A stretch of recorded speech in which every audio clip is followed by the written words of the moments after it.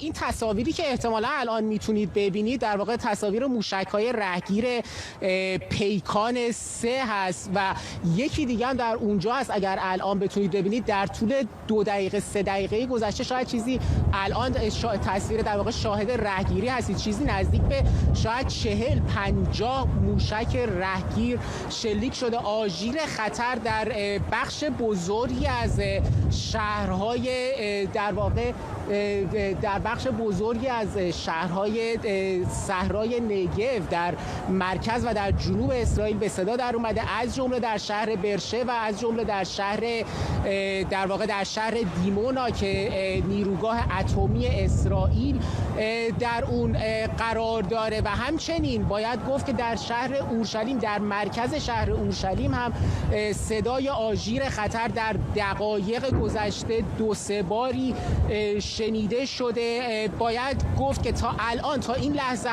حداقل هیچ گزارشی در رسانه‌های اسرائیلی منتشر نشده مبنی بر اینکه این موشک‌ها به نقطه‌ای برخورد کردند یا نه. اما من همچنان باید بگم اگرچه الان در واقع تعداد موشک‌های رهگیری که ما می‌بینیم کمتر شده، آخرینش رو من همین چند ثانیه پیش دیدم که اون سمت رو نگاه کردم، اما همچنان در واقع این حملات ادامه داره. این اولین باید گفت حمله مستقیم از ایران به سوی اسرائیل هست، حمله‌ای که اسرائیل گفته به اون واکنش نشون میده، هرچند که از اون طرف در واقع جمهوری اسلامی هشدار داده، تهدید کرده نه فقط اسرائیل رو بلکه هر کشور دیگری رو که بخواد اجازه بده که اسرائیل از فضای در واقع هوایی اون استفاده کنه برای حمله به ایران به صورت مشخص. شاید بشه گفت الان دوباره دارید می‌بینید این موشک جدیدی هست، در واقع موشک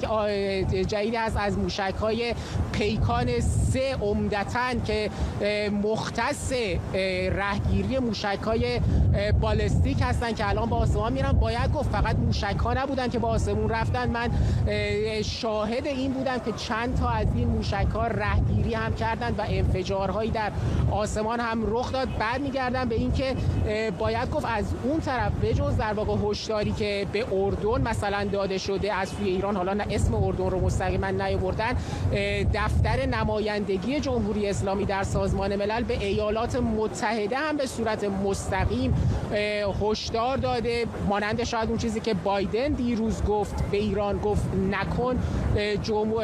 دفتر نمایندگی جمهوری اسلامی هم گفته این اقدامی که الان جمهوری اسلامی داره میکنه ذیل بند 51 منشور سازمان ملل هست و با آمریکا هم هشدار داده ایران که نباید دخالت کنه. اشکال ممنونم از توضیحاتت. ما تصاویر رو با وضوح کامل از دوربینی که در منطقه همراه تو بود ما دیدیم. حملات پهپادی جمهوری اسلامی اتفاق افتاد. برمیگردیم باز هم با تو صحبت میکنیم.